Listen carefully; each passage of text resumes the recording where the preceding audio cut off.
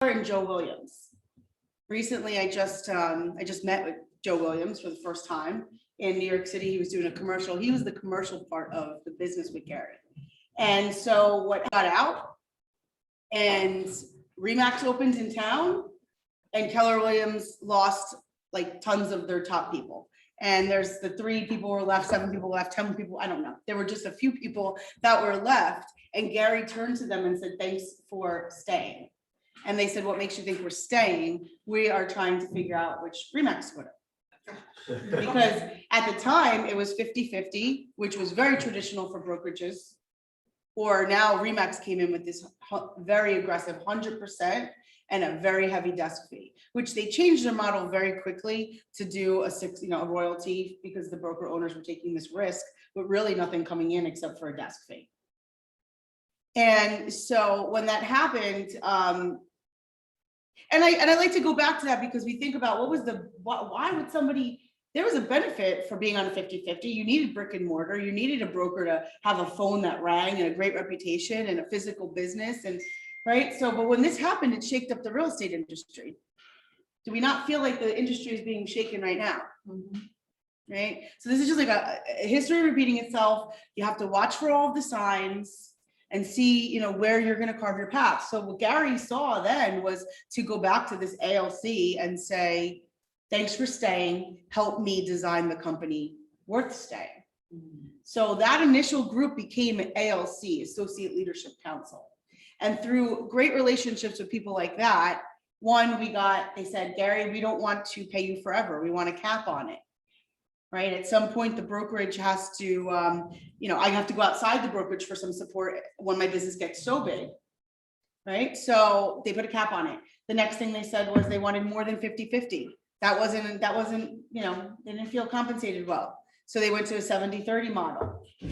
And the biggest part was they wanted to stay in the business. They wanted to be able to have a say in the business. So our ALCs meet with our leadership once a month to look at the books, to look at the numbers, to look at the productivity, the culture, and then they're able to help us make better decisions as team leaders for you, because this is your office, this is your company. And the last part was they said, well, we want to share the profits, Gary. And Gary said, that's great, you could have half of them, because there were none.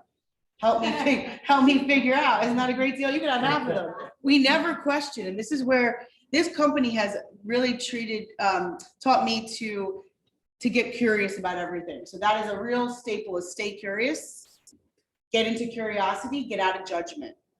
And that's something that comes from all of this, right? And when you stay curious and you ask questions, because if somebody says, well, I'll give you 50%, you're like, 50%? But 50% of what? I was watching Shark Tank last night. 50% deal, Mr. Wonderful got himself in there for a toy that whatever. But the truth is 50%, and partnering with Mr. Wonderful, who's going to get me all of these interviews and get my product out there, 50% of that is way bigger than 85% of what he had. So anyway, Gary understood that. Gary understood that if he took the agents and put them in as partners in every sense of the way, financially and in decision-making, then he would have a company that would thrive. And we did. So when I got here, I think we had like maybe 20,000 agents. 25,000 agents by like 2006. We were like number 5 in the whole North America. we were so excited. And then to watch the company grow to where it's grown, we're at 200,000 agents, we're worldwide, and there's lots and lots of opportunities. So where my journey has landed me, I have been a team leader for the last 15 years. I have worked, name it. I've worked it. Okay, name a section of New Jersey. I've worked it. Yes, I went to Cape May County. I was in Wildwood and Ocean City for 6 months. I started in Monmouth County. I helped that owner grow, and Dell's doing fabulous there. And then I was in Hoboken. I launched Hoboken in Jersey City.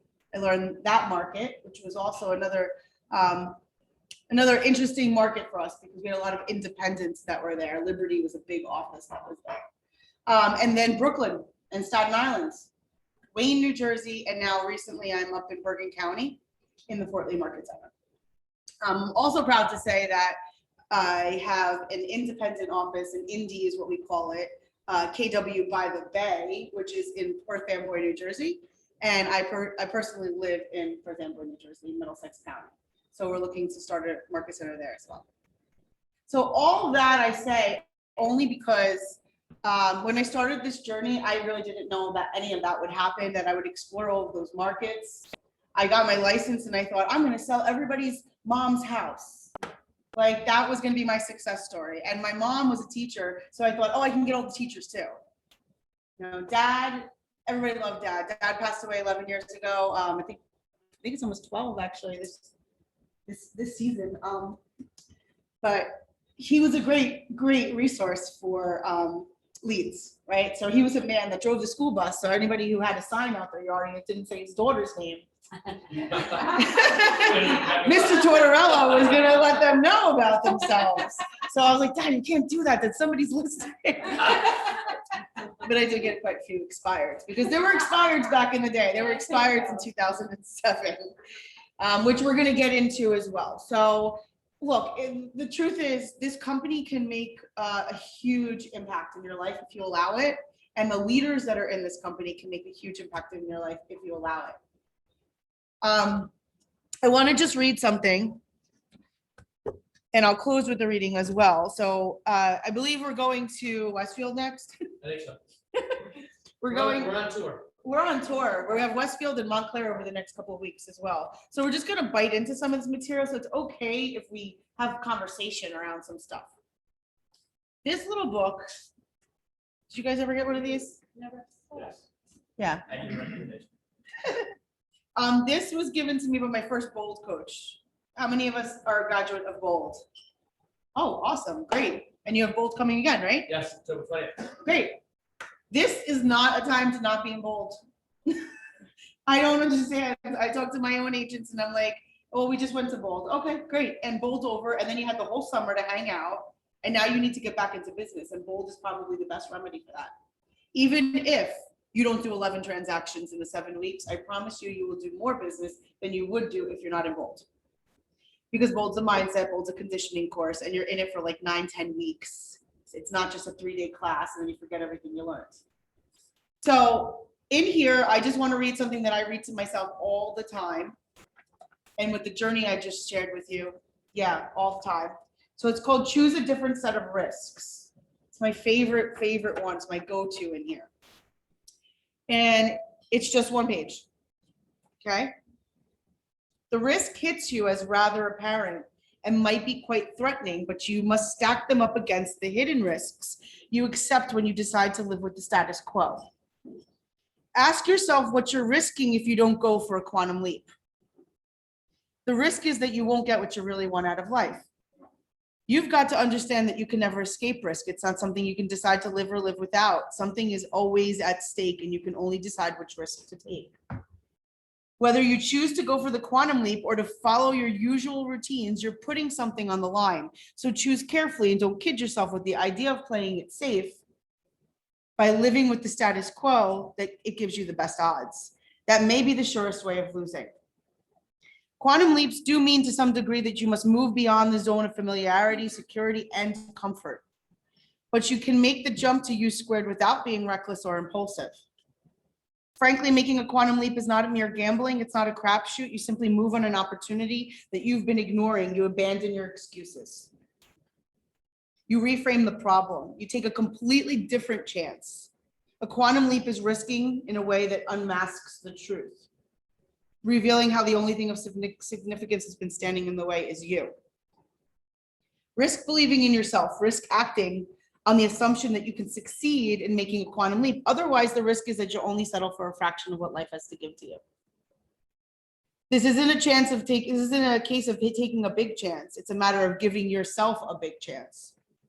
The major obstacle to overcoming these odds is never challenging them. Until you test the limits regarding what you can achieve, you can't truly know what your chances really are. And the odds change in your favor when you start challenging them. But if you try to minimize your vulnerability by avoiding a new set of risks, you're going to kill your chances for a quantum leap. I constantly have to read that to myself because you have to take risks when you're staying safe and you're just doing status quo and it's just the same old, same old.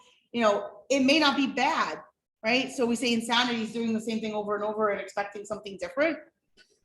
And so with some of us go, but I'm fine, I'm good, I'm good. Imagine if we would just break out of that and really, truly give ourselves the chance to get what we deserve, what we could accomplish, our potential. And then imagine that we step into that person and we actually surround ourselves with people that will support that person, that future person, right? And not future person, like you have to be in that, you have to be that person, right? Bold, be, do, have. The be comes first because you have to show up that way, right? You have to show up and believe it. And so a lot of us, we have a nice call every morning. It's at 8:40 with my group and team leaders. And one of the challenges, what is the thing that's stopping us from success? We have these weird questions every morning. Whoever's the reader gets a question. And so one of the questions was, what's the biggest thing that's stopping? What do you think on this call? What's stopping everybody on this call from getting to that success level? And it was fear, like fear of rejection, fear of the unknown, fear of uncertainty, fear. And some of us would go, oh no, I'm not fearful of anything. People look at me and say, oh, you're not fearful of anything. You're so confident, you're this, you're that. You have no idea what goes on inside somebody, right? So you say, don't judge people and don't compare your insides with other people's outsides. We all get caught up in that. And there's just times you just got to go, stop it. You can't run a race and keep looking on the side and looking at everybody else. You'll trip up. You won't go as far as you could. And then you're not giving yourself a real chance. So to go back into the material and start with the room, who do we have in the room? So who's on Zoom? Tell me who you are. Are you a team? Are you a team player? Like you're a buyer's agent, you're a single agent, you're an ALC member. How do you identify yourselves? Who are you? Sure. Tell me. Solo agent. A solo agent. Okay. How long have you been in the business? This is year 5. Year 5. Okay. What business did you do before? I was in graphic design and marketing. Okay. Kind of got that vibe from you. I lived with a graphic artist. He was my best friend and my roommate in college. And I'm also one of the 3 co-tech trainers for the 3 offices. Tech trainers. Awesome. Great. So you love pouring into people. Great. Awesome. Who else do we have in the room? Rena, solo agent on the AOC, and 3.5 years in business. 3.5 years. How have those 3.5 years been? Interesting. Okay, so somebody where she's coming from and already on ALC, I'm sure you took advantage of the market then. You found success in this crazy wild market, right? For the last 3 years. But then what's coming, right? Well, what's here, right? Yeah. What is here? Our bold coach actually just showed us a fantastic comparison graph of, and I'll share it with your leaders, what Gary said to us in February at Family Reunion and the slideshow he presented there for State of the Industry compared to what they just presented at Mega Camp, and the discrepancy between, they projected that we were going to go from 6.1 million homes to 5.9. Now they're projecting 5.1. So, okay, we still are looking at it like it's only 16, 17% down. It didn't go away completely. Like, let's change the way we look at it. All right, so we're still left with 70% of the inventory that we would have normally sold. Still market, but also we look at home prices, and the home prices were only, I think, projected to go to like 395, and what we saw as a projection was like over 400 or something like that. So we see what happens in just the 6 months, that even though, okay, the reports came out, this is what the market is, we have to be students of the market daily inside of your own MLSs. And then you need to go to, and I thank you for doing this here, is you have your macro, your metro, and your micro markets. And that's where you need to be shining in these communities, is showing them what's going on. When we say macro, is it New Jersey? Is it, what county are we in? Union? Union. Yes, Union, right? Is it Union County? What is the macro market that you service, that you want to show up as a leader? Then what is that metro market? So is it then Summit? Is it the town? Or is it Summit to then the neighborhood, to then the sector of that market, that specific building or community? So you bring it all the way in, and then then you can be the economist, and that's how we're gonna help people through this market. So thank you for saying, the market that's coming, but you have to be a student of today. And every day it's different. There's also, I know some of us are very familiar with Livian. There's a Livian podcast that was out there, and I think it was Monday's podcast that went out. They were just giving just a feel on what the market is. And the showing time was down, I want to say like 40% for weekend over weekend of showings. That's real data. Like, we're not even seeing if the under contract is coming. We just know that 40% less people went to see houses this last weekend than the weekend before. What's happening? And then when you compare it to last year, that's where we could see, okay, now we're understanding what's happening. But is there still going to be a market for you all to be selling in? Yes, right? There will. And there'll be even better opportunities. Well, we know that last time this happened, we had this, right? And I just was telling Hal, I just taught an all-day shift class in Connecticut.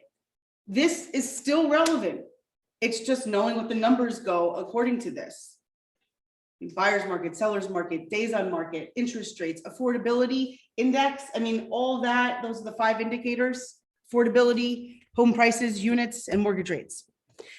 So I'm going to dive into a little bit of, and who else do we have in the room? Who's the single agent? Single agent. What are you? Buyer's agent with mortgage rights. So buyer's agent. Are you really busy right now? Well, I just started, so I was in teaching for 10 years. I had gotten my real estate license in 2019. Okay. And then I sold a home, and then I put it into referrals and do it with teaching. And now I'm on maternity leave to April, so I'm trying to switch careers and not go back to teaching. Okay. So it's like my first like month, but I was 2 months old, so it's been. Okay, well, thank you for being a teacher, 'cause that's like one of the most underpaid jobs ever. My mom was a teacher for 40 years. So you're impacting children is amazing. But yes, real estate is an amazing opportunity, and you can still do something with kids in the community when you make money, because when we get to the next class, it's really more about what our money can actually do. So go ahead. I have in chat. Sorry, having camera issues, but Nicole Hearn here, brand new agent, day 2 in the Montclair office, 30-year talent agent veteran. Your talent agent, but I like her. Thank you. So we understand we all come from all different walks of life, right? And we have to use our strengths. So please, there's all sorts of assessments that you can take. Strengths Finders is a nice assessment that will show you what strengths you lead with. It's a little book, and there's like a code in the back of the book, Strengths Finders 2.0. There's also that your working genius. The working genius is another assessment that you can do to say, what is your gift? Because we all come with something else. Is it creativity? Is it what's it called? Discernment. So there's different gifts. It's always best to know who you are, and that's really what Quantum Leap is about, is understanding who you are and then making small changes, incrementally small changes, so that you have a big change. And so when we see quantum, most people think it's big, but quantum actually means really, really small. There's a book I was reading called The Atomic Habits. Okay, great book. And they reference that 1%. If it's 1% better every single day, you'll have a 37-time impact by the end of the year. So let's use weight for an example, right? We stop eating after 7. Or we're starving. Did the scale reflect it yet? No, but next week it will. We just got to stick with it enough, keep that refrigerator closed after 7, and before you know it, on Monday you're down 4 pounds. But you're waiting to see the 4 pounds today because I shut the refrigerator at 7, and that is not going to happen. So it's those small little things that give us the big impact. Okay. So QL is a world changer mindset. Through QL mindset, you'll be empowered to choose to live with intention and purpose, visualize a life that excites you, adopt the perspectives needed to optimize your potential, and become wealthy in the mind, which is the most important place. Wealthy in the mind, and begin building the financial wealth necessary to fund your personal life mission, design your personal success strategy. How many of us have ever watched Brene Brown? Brene? No? If you don't, I would hook up with her.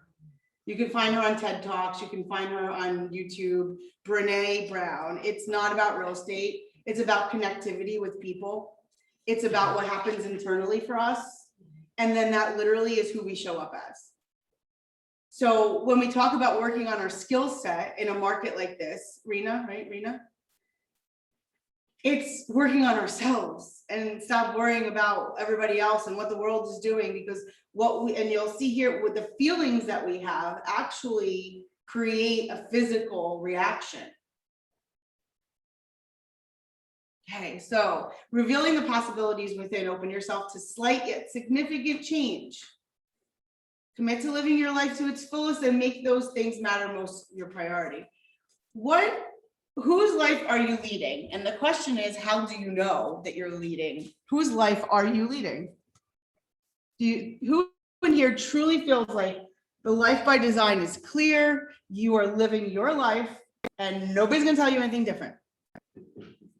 Who's running your life? Do you have children? Combination. Like, who had to drop a child off at school this morning? Who was supposed to pick up? I said, listen, sorry, I had to put it aside. I literally chose my life a few minutes ago before you all came in here. And I said to my husband, I can't pick him up because I just booked an appointment. It's important. And somebody's got to go pick him up. Actually, I'm running my life more so than ever before. There you because go. My kids are both out of college. They've left the nest. So therefore, maybe it's hard to do it on your own, but when they leave you, then maybe you start to realize, hey, this is my life. I'm going to do some stuff. But how do we know if we're living our life? What does that feel like? Fulfillment, right? Fulfillment. It feels like safety, like security, like confidence. So when you look at your calendar and you look at your bank account and you can do a little analysis, you'll figure out who's running your life. You know, if you have bills that are nonstop, Macy's, Kohl's, Neiman Marcus, well, shopping and spending is running your life.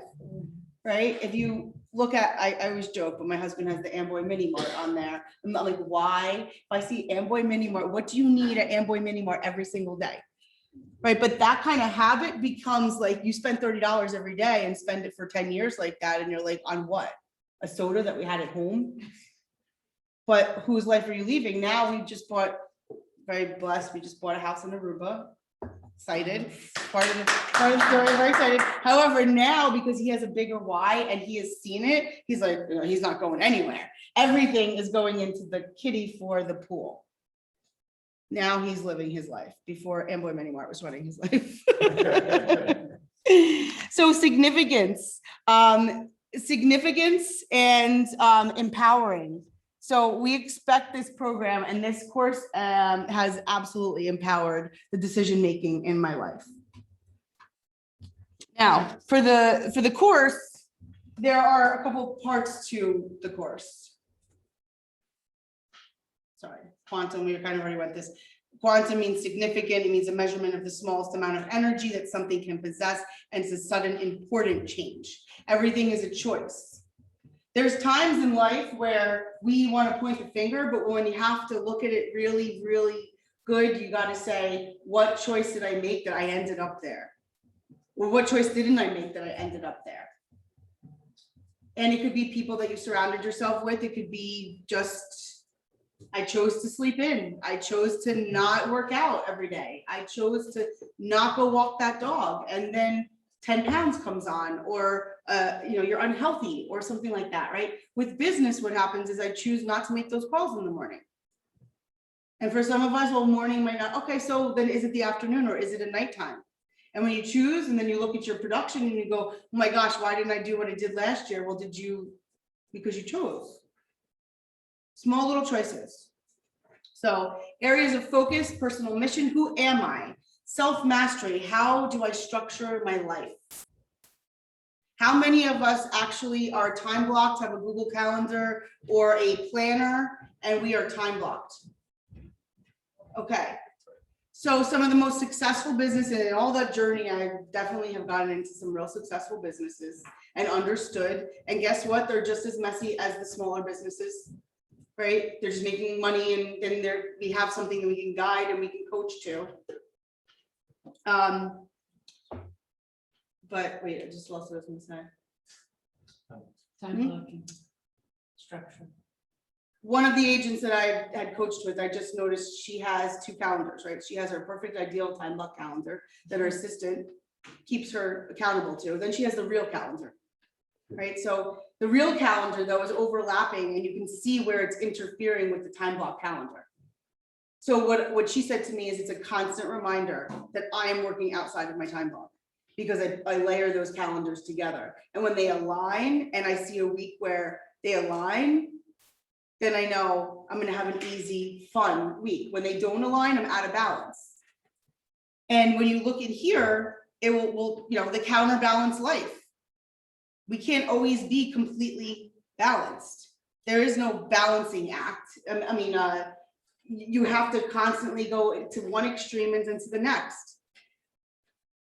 Especially if you're looking to make some, some big changes. So thoughts always come first. What you think determines what you do, and what you do determines who you are. So do you ever hear somebody who really talks a big game and then you're like, yeah, but they don't have any business, or, great team leader, but all of their teams now have just, let's say a producer, but all of their team members left. So not great leader. What we feel, what we think absolutely affects what we do. So give me some examples in your life that things that you do and why do you do them? In business, let's say in business for a second. What are some things that you do? Go ahead, just show them out. Yeah, role play and make calls every morning. Role play, calls every morning. Yep. Okay, why do you do it? Because I want to be in business.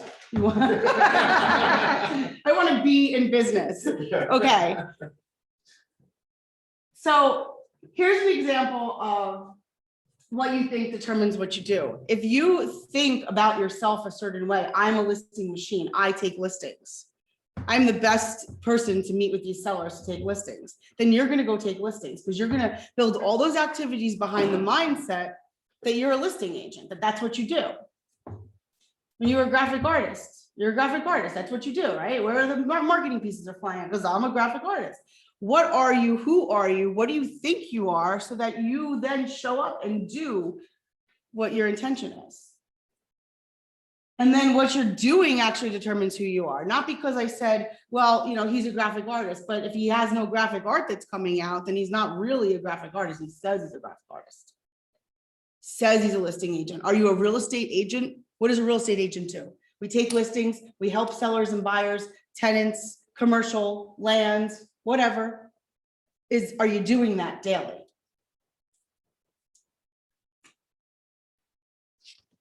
I want to hear from some of you. What are some of your goals? In life or business, it's okay. We can get vulnerable. What are some of your goals? Let's share them. It would concern me if you have no goals. Go ahead.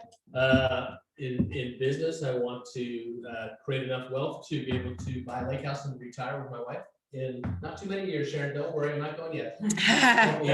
And personally, physically, I want to get more into shape. What's important about that? Personally getting into shape. Long-term health. Yeah. Right. Gary Keller talks a lot about his health. If you've seen the journey of Gary had shaky leg syndrome. He didn't know what was going on with himself for a while and wound up getting into a nutritionist and working out. And then now he's all better and, still eating like complete health nut. But the truth is we only have one body to live. If you don't take care of that, where are you going to live? What are you going to do? Every choice we make, for me, it's the same. My father died of a heart attack. That has forced me to think healthier, understands what stuff I need to put in my body. Am I doing it? I'm not doing it as much as I should be because I need to be thinking about it more. It's honestly on the back burner with everything else. And that's something that for me personally, I struggle with. My mother will always say, man, you get everything else done, but when it comes to your health, when it comes to you working out and eating right and sticking to that, I'm like, oh, Mom, I'm driving. And she's right, because I could do this for as long as I'm alive. And then when I drop dead, I can't do this. So I love doing this and I love being a team leader and a leader, you know, real estate leader. Well, but if I don't take care of this, then I'm not gonna have that opportunity. So thank you for that, because that should be on everybody's goal, is just to get healthier, to live healthier, to breathe, to meditate, to tap into like who we are.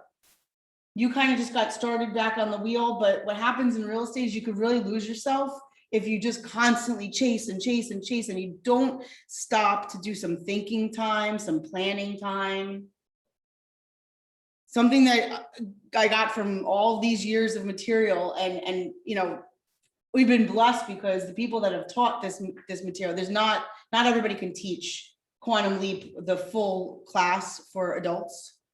Not everybody can. Gary Keller can, Mo Anderson. Everybody familiar with Mo Anderson, please?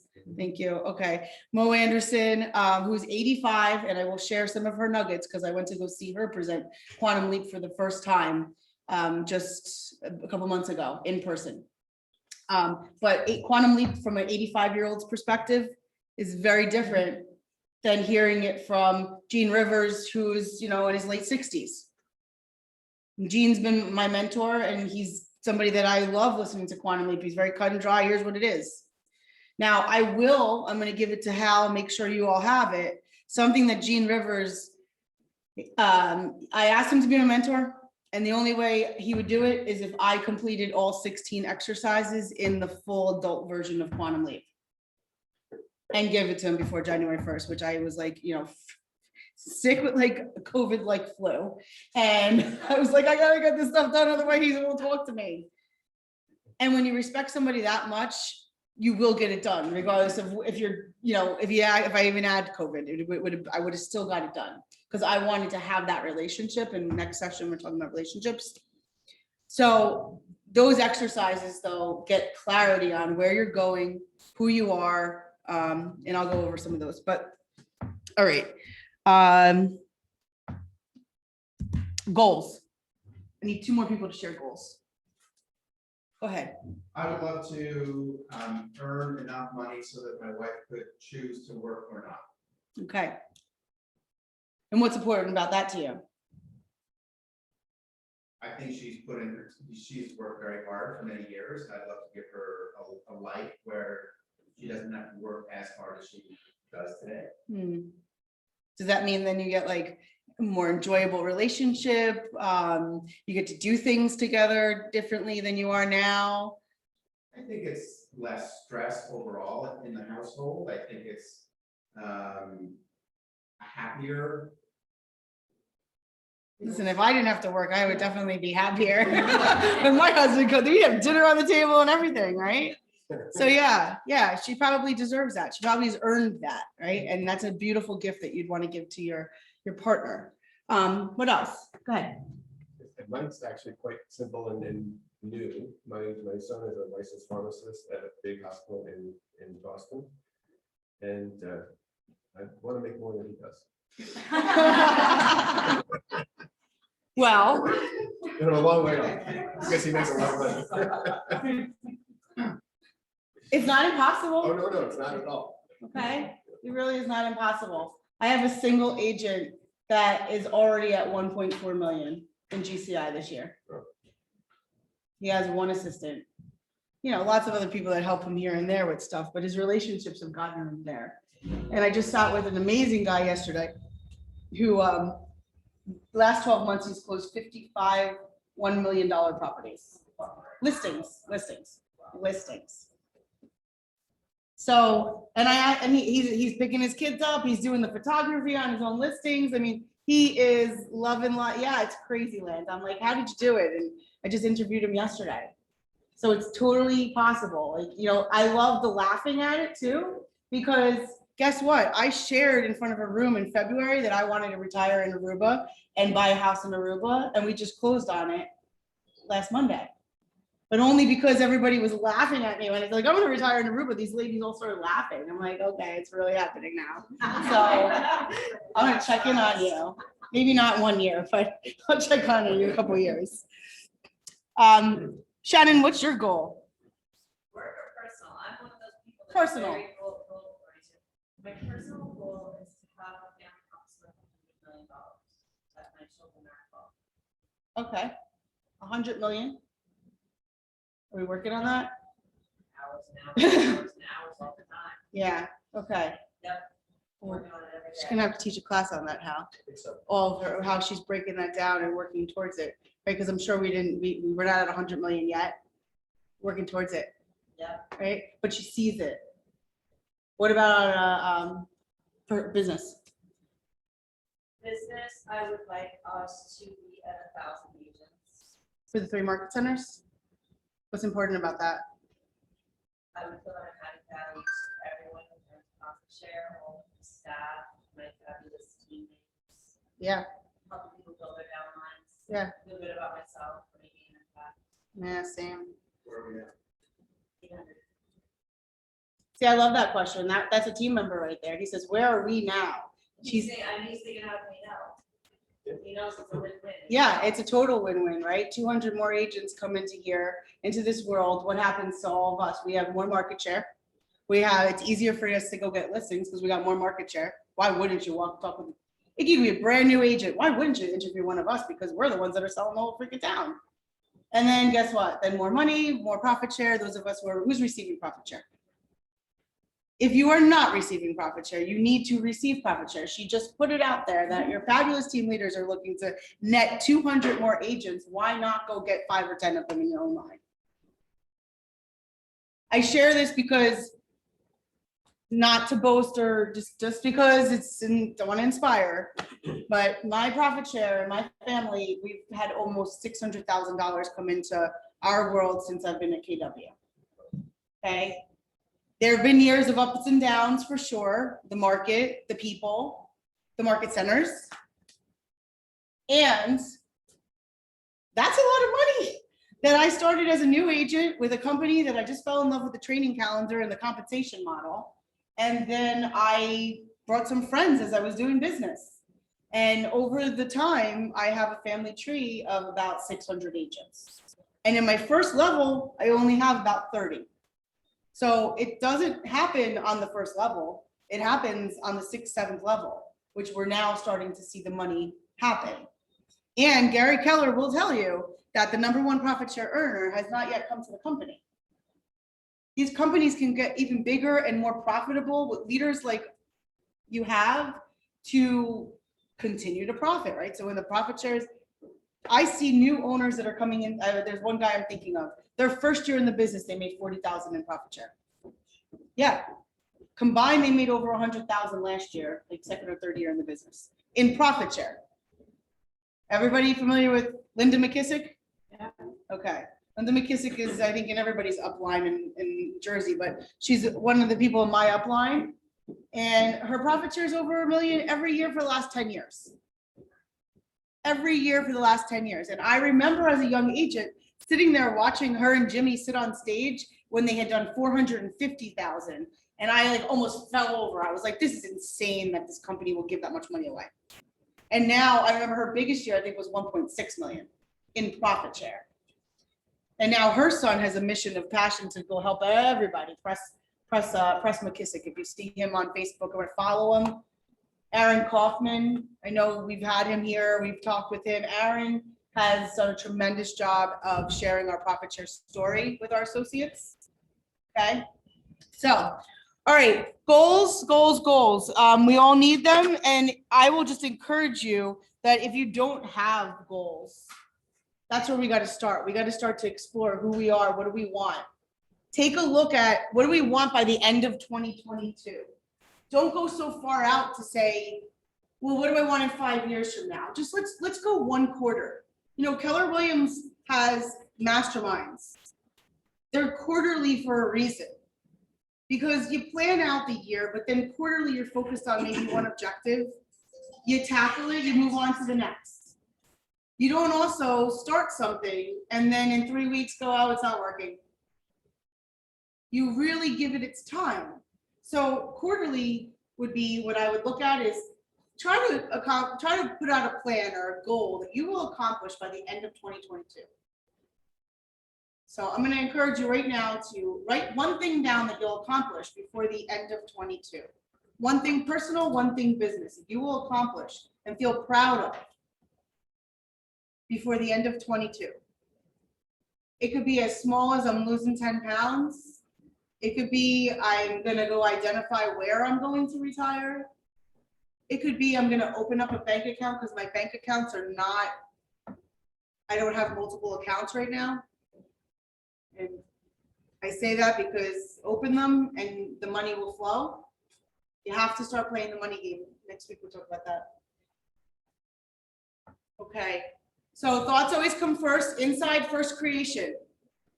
Thoughts, spirit, ideas, belief, what you see inside, that's all internal. Driving home from work, it's what's happening, right? Waking up in the morning in your quiet time, that's what happens. All of this is first creation happens. But then outside, it manifests, it becomes.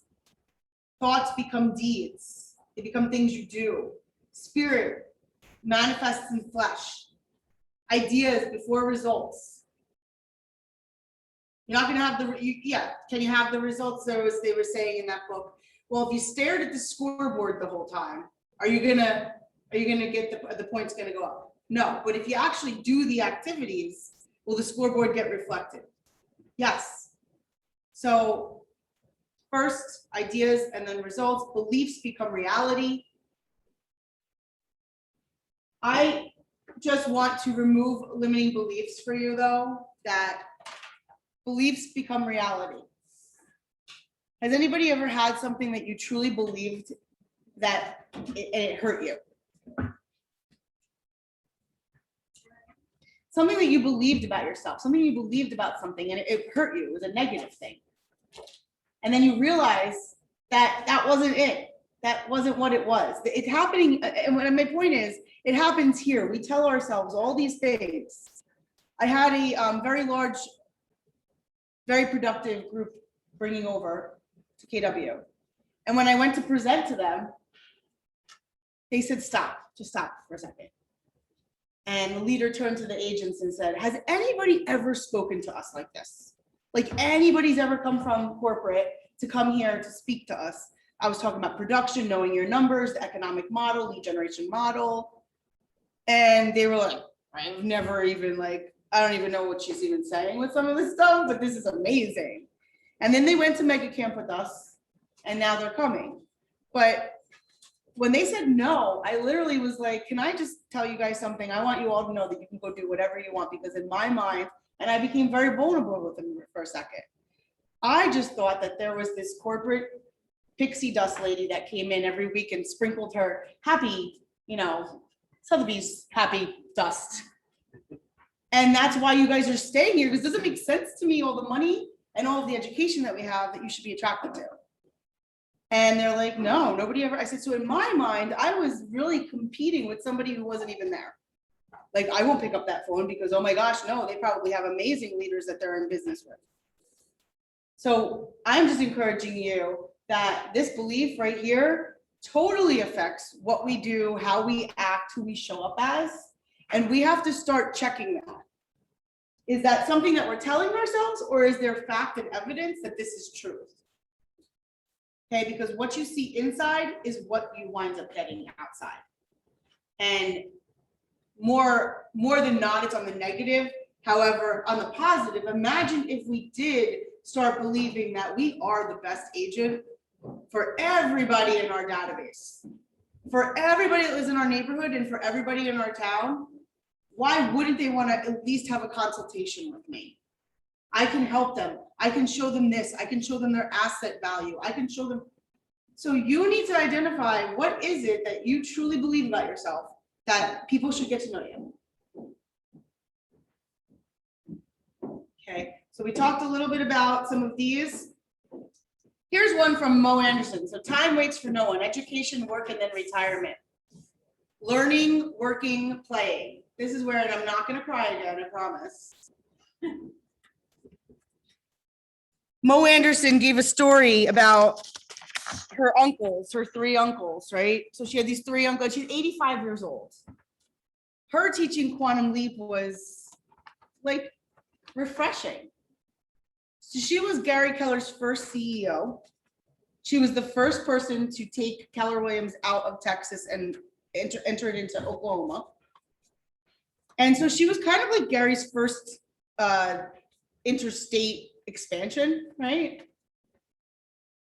She was 53 when she started. I'm 44, and inside my head, I tell I'm too old for this. Oh, I've been doing this a long time. She was 53 when she got started. And she's had a 32-year career with Gary that has changed her life and everybody around her.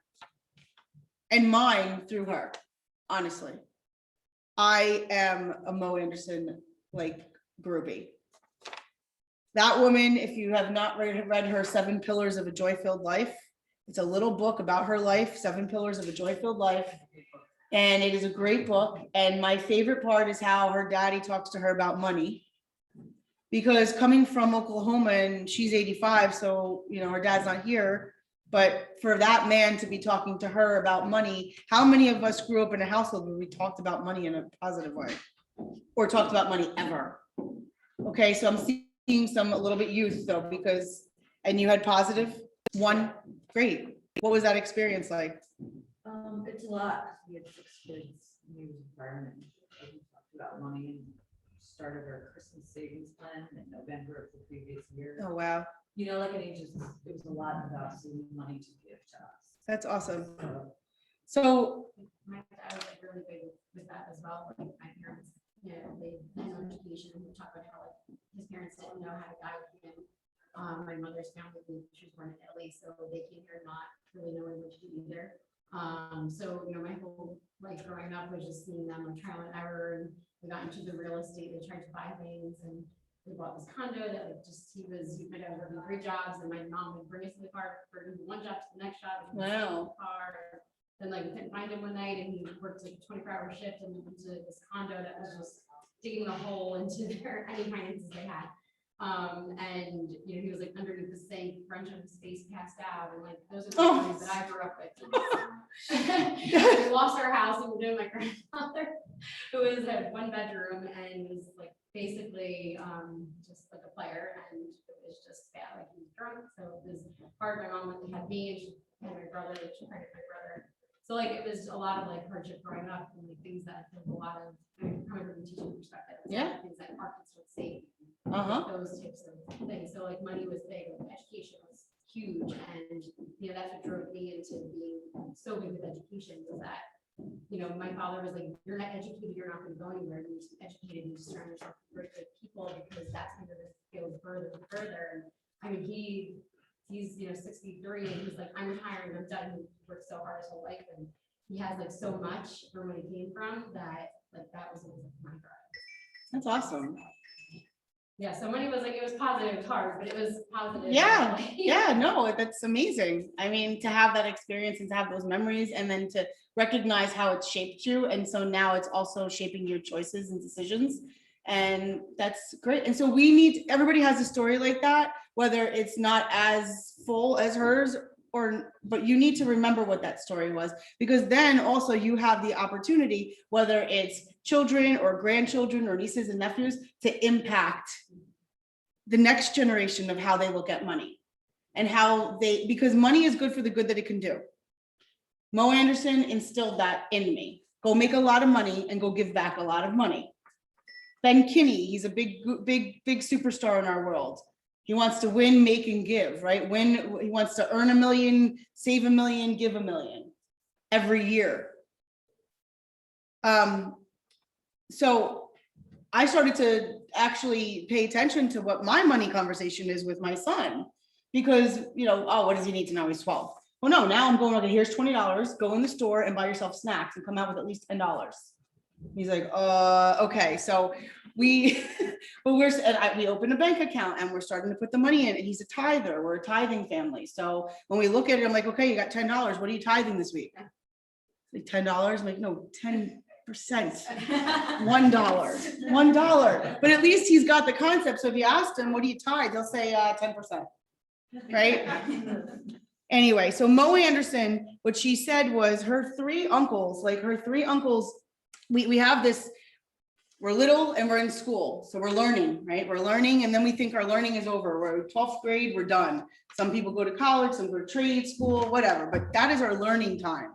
Then we think, okay, now we go to work, right? Now we got to get a job. We're gonna go to work every day, and then we're gonna retire, right? So at 63, which that's really young for retiring, most people will work until they're 80.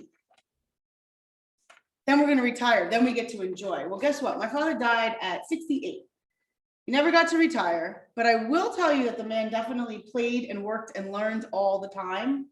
It would have been nice to see him in a season of just play, but we played a lot. So that's, for me, my upbringing was, yeah, we didn't talk a lot about money, but we did learn and play and take time together. And so her three uncles all said that they learned, they worked, and then they were going to retire. And once they retired, all three died within 2 years.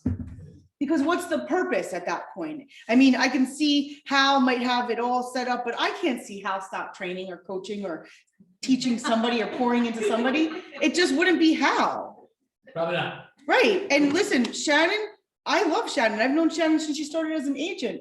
She's not going to put it down. Even if she does build that $100 million for her family, she'll still be working in it. You know, you'll see her somewhere working, building more because it's like who we are. So I just, you know, this work, play, learn aspect, it has to all happen at the same time. It's an extraordinary life is a counterbalancing. And it's just knowing when I'm too much in the work, I'm too much in the play, I'm too much in the learning. And, you know, making sure that you're being well-rounded enough and going back and bouncing yourself back to where you need to be to accomplish what you want to accomplish.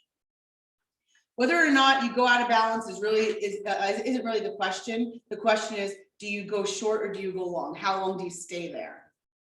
Right? Anybody ever feel like you're having I'm being real, a nervous breakdown because you're just so stressed out and there's so much on you? Maybe you had 2 new listings and then a buyer needs to go out and then my husband's calling and then something's breaking and the fire inspector's calling because and you're just too much crazy. But how long are you going to stay there? Because then you have to start going, who can leverage me? Who can take care of this? Start making a list, crossing it off and get back onto the same side. But when you stay too long over there, you wind up getting out of the business or start blaming everybody, being a victim, and that is not going to serve you. Balance is bunk. The one thing in your personal life, go short and avoid long periods where you're out of balance. And then there's some times where you are working on something and you're going to have to prepare yourself. I'm going to be out of balance for a little while. And I promise you, when you enlist the troops, it gets a little bit easier. When you tell the wife, hey, listen, I'm going to be late all week this week. Okay. Then she goes, okay, you know what? I'm going to read my book when during this time. We start figuring out how to fill those spaces. So don't worry. You just let us know that if you're going to be late. But it's okay when you get the, and I said to my son, I'm probably not going to be able to pick you up at all this week. We were away last week, but I'm dropping him off in the morning. And then he gets time to pop up or Nina or somebody in the afternoon. In your professional life, it says in your professional life, so long and go long and make peace with the idea that pursuit of extraordinary results may require you to be out of balance for long periods of time. But I'm just telling you, I promise you, if you don't bounce back, it won't be good. Okay, so now this is for you. Write down everything that seems important in your life right now. What's important?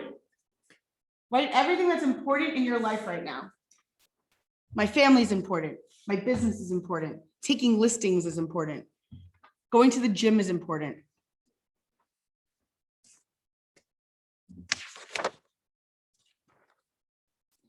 What's important? Talk to me. Shout some things out. Shout it out, shout it out. Family. And don't make assumptions because when you're sitting in front of these buyers and sellers, they may not be like, nope, I don't really care. And it's true.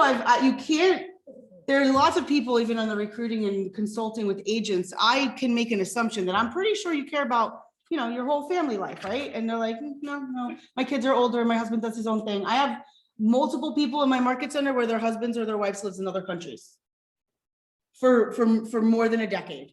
Well, And they've gotten used to it. And so when I talk to this one person, family is not a concept for her because they've all just gone off and done their own thing. She goes for a month and then she comes back. And then he comes for a month. That's the life right now. So what I'm saying is people live differently for all different reasons. So don't make assumptions, but family being important. Family could look like what? Could look like my mom's 72 almost. So she's turned 72. Mom's 72. She's in this stage of life. I have babies. I have teenagers. Hello. Okay. Family could look also just by saying family is important.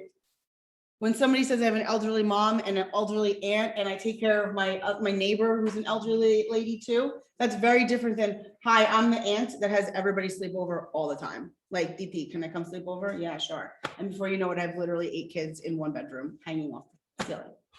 But ask me to take care of one of my old aunts, it's not really in my forte. So you have to understand what important family that means. What else is important to you? Health. Health is important, okay? One more thing, important. Earning money, right? Earning money because, hey, you have to earn to make the dreams happen. When I find what's important to me, and this is a Sean Rawls thing on the back of a piece of paper, on the back of my planner, I would always have a box. Now I have a piece of paper on my desk with a box like this, where I just grid it out. And guess what? Mom is over here, hubby is over here, my OP is over here. I have a woman's home that is provided by Profit Share. And we have transitioned, it's like a whole nother story. However, we've transitioned 32 women and 35 children through the home since 2015. I purchased the home. I purchased the home after a trip to Africa, realizing like I could do more with my money and my time. Pretty much from all of this stuff that I've gotten from 20 years of being with KW and being a better person. And I spent 3 weeks in Africa. I fell in love with the community. I came back. My church that I work with, we feed the community for the last, well, since 2008, the last 15 years, I've been feeding the Perth Amboy community for the last Tuesday of the month, consistently, forever. If I'm not there, I just give them the money and somebody else cooks. So because of that, I found a love for Perth Amboy because of diversity and the opportunity to help and impact others. That we have a men's home, we have a recovery program for our church. And when I'm feeding the homeless and the needy, I'm realizing these women coming through with kids and I'm going, they're the result of, you know, the other part of it that's upstairs. And then believe me, there's the flip flop too. There's the dads that walk in and the mom's off doing her thing. But I said, okay, I could do more.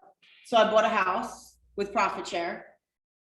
The house is funded monthly by Profit Share. And yeah, it's 4,500 square foot house. And so what I was gonna do is I was gonna put Taina in this box, because Taina is my house manager. She runs the house for me.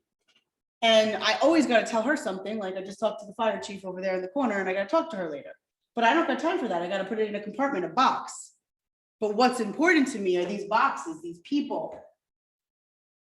And so throughout the day, as things happen, I'll just, and I also have something in my notes in my Apple phone that, you know, daily conversations.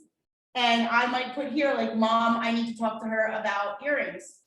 My niece needs to get her ears pierced, right? So on that little box, you'll see earrings. So that when I get the opportunity to talk to Mom later on the drive home, I'll take a peek and go, okay, I talked about earrings and this and that. And so I've compartmentalized the people that are important and the things that are important. And that's how I make sure, you know, I'm not bypassing that, because if I don't have this here, there'll be lots of things that I meant to tell my husband, but I couldn't do it during the day. And then at the end of the night, it's like, oh, I forgot. And then I've had this. Then the distance starts to get between us because I'm not telling him things and I'm just running crazy. By the time I get home, I don't want to talk anymore. But when I have my little list, I'm like, oh, here's the 3 things on the list. And then we talk and then we can, you know. So what happens is when you decide on what is important, the desire to know, the desire to have, or the desire to do, you won't have it all. Life offers too much. You won't know it all. It's too complex. And you won't do it all because you have limited time. But if you are too much, if you put like me learning in the class, me earning is doing. Having, if you realize that, oh, I'm in the classroom too much and it will show up, that triangle, you're not going to have a balanced life. Identify what matters most and then realize where it's ending, like where that time suck is. Because for some of us, it's like get out of the learning box and start going into the doing box so that you can be in the have box. And for some people, they're in the have box, they're constantly vacationing, they're in their have moment. Before you know it, they're like, oh my gosh, I don't have anything. I need to go do something because I have no more. And then you have to, so you gotta constantly watch the balance. And once again, there's different seasons of life. So, and then start developing your mind map. Who am I? Don't pass this until you make a decision about who you are. I'm confident I'm a child of God, and I was put on this earth to empower others. My charity of my nonprofit is called Sheltered Hearts, and we are hope, purpose, and empowerment. That is who I am, hope, purpose, and empowerment. It took a while to come down to those few words, but what I'm looking at you because I said fulfillment and you recognize that word fulfillment. When I hug a woman from the streets and tell her on a Tuesday, she looks great today. And she gets all like, oh, you recognize me? You said hello to me? That's giving somebody hope, which then gives her some purpose. And then she feels empowered. That to me is fulfilling. The more I can do that in a classroom and out there in the world, that to me is who I am. Now, the vehicle of real estate happens to get me there a little bit faster because you can make a lot of money in little things.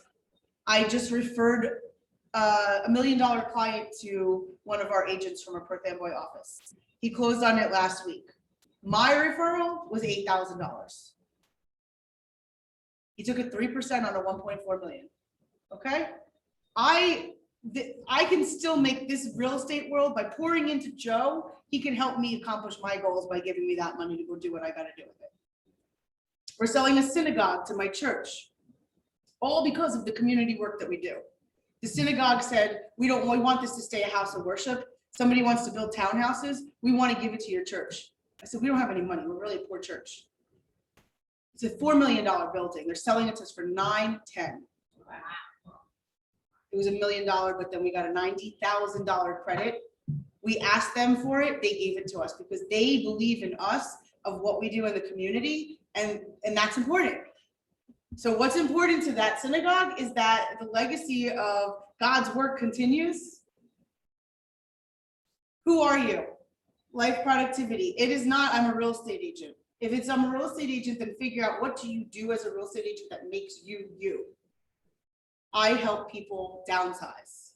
I help people realize the equity that they have in an asset that they don't even realize. In our area, in all of New Jersey, basically, I could say this, in all of New Jersey, anybody who's been living in their home for 20 years probably has no idea how much money they're sitting on. And it's life-changing. People like my parents who bought in Bloomfields in Essex County years ago for $35,000, a 3-family, and then gutted it and changed it and turned it into a cash cow for them. They were able to take that $35,000, turn it into $210, and then go get our single family house in Manalapan. Anyway, all right, so what am I going to do? So once you decide who you are, who are you? What are you made for? Then you just got to go figure out what do you need to do in order to get it accomplished. Take who you are and go out and do something with your career. You cannot sit in this building or your house or your car or wherever and wait for the business to come to you. It's not going to happen. It just isn't.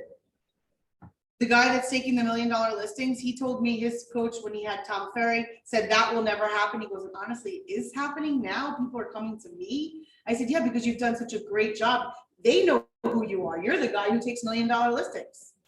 So now they're coming to you after 10 years because you identified yourself as, I'm the guy who takes amazing pictures of these $1 million listings. So the first thing is, what are you going to do?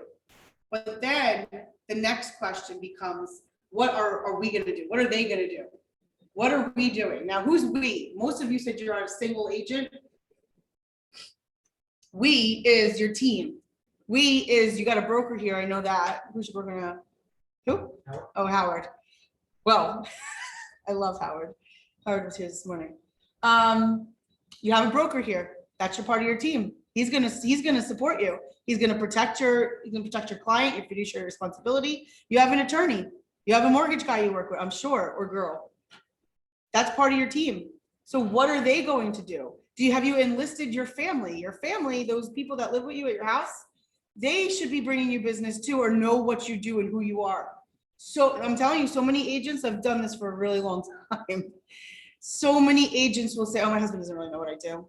He thinks I just go to the office and have coffee all day. Oh, my wife, she has no idea. She thinks I'm like constantly out at parties, just drinking and having cocktails.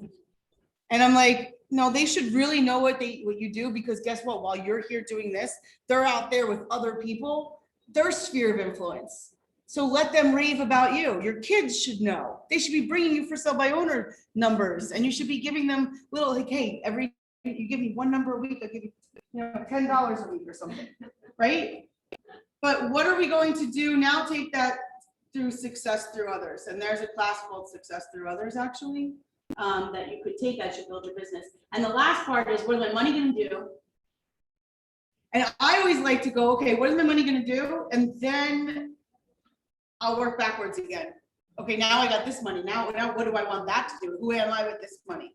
Because for me, my husband and I, after we bought I bought the Boyd house, and now he helps me service it, which is the women's home.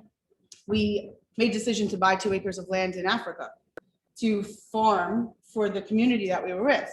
So then we had to go back through, like, does that align with who I am? Now we have, we're gonna put out this money. Okay, well, who am I in this? What am I gonna do for this? I'm gonna send the money. I'm gonna do an MOU. Okay, what are we going to do? So I have a board of directors in Tanzania, Africa. Okay. And I have a really great friend who speaks Swahili, who's an operating partner in Florida. So I said, Ogla, would you do me a favor and get on the call with my friend Luca, and talk Swahili. I don't care in front of me. I trust the both of you, but you'll be much faster if you just talk your own language. And she's okay. And here's what you're gonna do. And I wrote up the MOU, and she helped me. And then he went to the village and delivered the money. Thought he was gonna. Oh my gosh, I was like so scared for him. And going in with thousands of dollars into a village that he had to travel into to pay the guy who owned the land. So crazy. But anyway, so we had to make that decision, but it was, did that align with who we were? Or was this just, oh yeah, we'll spend that money? No, because then in business with this real estate, we'll get off onto these, like, why am I over here? I did not mean to take listings in Newark. I was never working in Maplewood. Like, what, how did I get here? Why am I? Because you forgot to go back to who am I? What is my purpose? What am I doing? Now, if Newark is not in your plans, I'm sure somebody in this market center covers Newark. Refer it out and be the person who receives a 25% referral. Don't say no to it. Don't close. Oh, there you go. It's right here in the middle. Northeast Orange, West Orange, South Orange. Here we go. West Orange. Grew up in Bloomfield, right on East Orange border. So in addition, we're not leaving anything behind. We're not leaving anything behind when we go through this process of the mind map. Now, some of us will get to the end and we'll go, I don't have any of the money to do it. Okay. You're like 1 FSBO, 2 FSBOs away from being able to do it. And that's the beauty of this business. Adele Demoro, my first OP, Monmouth County. She's got, I don't know how many agents, I think maybe 1,600. She would say, she was trying to open up the market, after we got that one market center, we wanted to expand. She got back on the phones. I'm gonna get myself some FSBOs. I said, oh yeah, you're gonna start doing that? Yeah, like every FISBO to her was like, that's 10,000. How much do we need? Oh, we need 150,000. Okay, that's 15 FISBOs. That's how she would think about it, because she was never gonna let anybody put her in a corner. You need to go get an extra 100,000, go get yourself on the phone, go start door knocking, go start walking. Why? What is important to you? For her, what was important is protect the territory. I don't want some jerk coming in or over around me. I'm gonna own the next one too. So that was very important. Okay, do what you gotta do. Get on the phone, get some FISBOs, call the database, call all the old expireds. Do whatever you have to do in order to get what you want, right? There was an example on my call this morning where they were talking about a story where they had to look for gold or something, but the waters were dangerous and there's gold and they're trying to find the gold, and whoever got the gold or whatever won this prize. So the prize was, God bless you, was important to that person. So think about this, like that water was dangerous and whatnot, but they didn't even worry about it because they were so attached to, I want to get the gold because I want to get the prize. So the water became distractions and the noise, but wasn't even there. I know all of us have had a time where we are so, how about when you got to go on vacation and you're running a little bit late for that airport? And everything can get done. Doesn't matter. I'm going to get everything done, and whatever doesn't get done, I don't care. You immediately go into what has to get done. What is, that would be nice if it got done, and those things will be there when I get back. We do that when things are important to us. Prior to, when church wasn't always important to me, when I was younger, my mother would always say, how is it that you are on time for everything else, but you're never on time for church? It's not important to you. If I told you you had to go on vacation, you'd be, I'm like, I'm good, I'm good. Now, because it is so important to me, because I recognize my relationship is, I am there, not kidding, like 7:30 in the morning on Sunday, and we don't leave until about 12:30. My husband's the drummer. But it's important to me, one, to support him, but also because my relationship with the Lord is really important.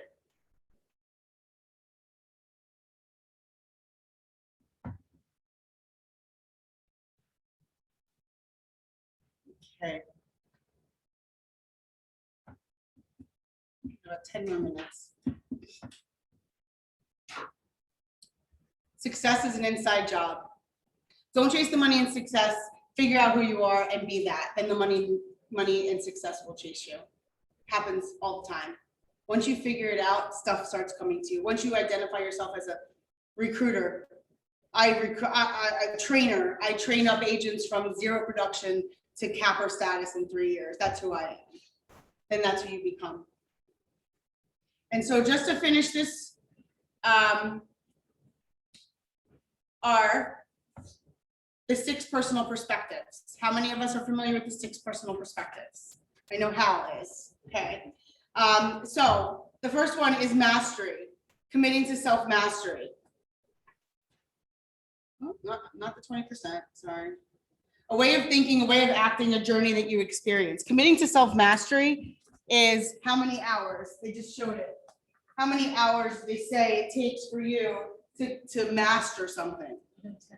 10,000 hours, right? 10,000 hours practicing with the guitar, doing something over and over again until you've mastered it. What's something in your life that you've mastered before?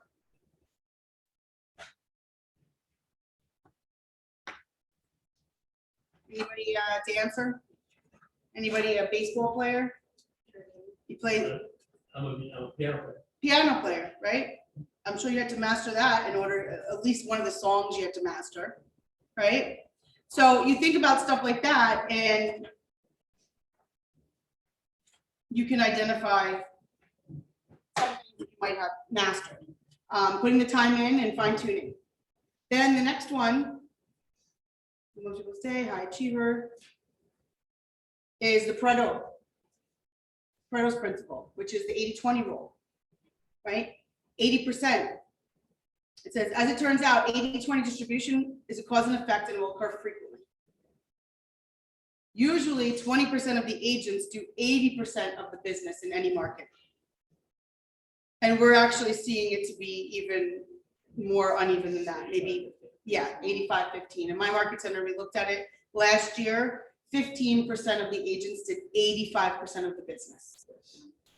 It's just what it is. It shows up, and it will show up even more where it's like 5 and 9 to 5. in some cases. When you really look at the people who are in production and then you look at the top, you're like, okay, it's showing up again.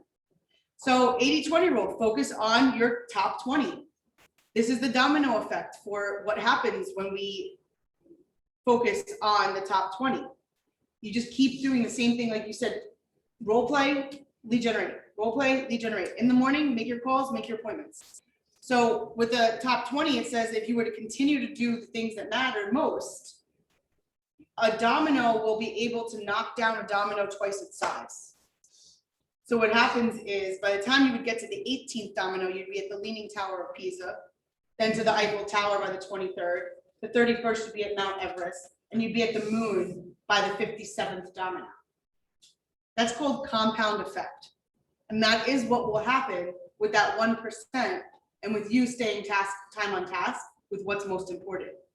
Now, if you spend time on other things, you'll get more of that as well. So what you focus on absolutely expands. So the success list is, I'll encourage you all, you make a success list, not a to-do list. And like we said with the going on a plane, there will be those things that you should do, you could do, and you have to do. And those are the should do's are the success list. That if those things were to happen for the day, like lead generate, role play, and go on appointments, negotiate, that will bring you tons of business. The other things would be like play with my website, have a marketing meeting, create some flyers, clean my database up. The next one is E to P. So E to P, entrepreneurial to purposeful. And what happens here is entrepreneurial, naturally what you can do compared to purposefully what you can do. So naturally, some of us, for me, it was 16 buyers in 1 year. That I hit that ceiling for 2 years in a row. I realized I can't close on more than 16 buyers because of the time it was taking for them to look at properties and then choose one and then close. So what did I naturally need to do? List more and get a buyer's agent. I'll go on the listing side, I get a buyer's agent and a showing agent, boom, I'm still able to do my 16, he does 16, and she does 12. Now we're talking 30 and 40 transactions. E to P on and anything is going to come with focus models, systems, and breakthroughs. And it's either going to be people or systems that's going to get you to get through that ceiling. And believe me, once you break through the ceiling, you'll hit another ceiling and another ceiling and another ceiling as you continue to grow your business. The next one, the fourth one, is being learning based. So knowing for knowing's sake or knowing to actually do something with it, right? I know what I know and there is more to know. So there's knowing for knowing's sake and there's knowing for doing's sake. Enlightenment, productivity, higher self-actualization. Removing your limiting beliefs. I believe this is number 5. Removing limiting beliefs.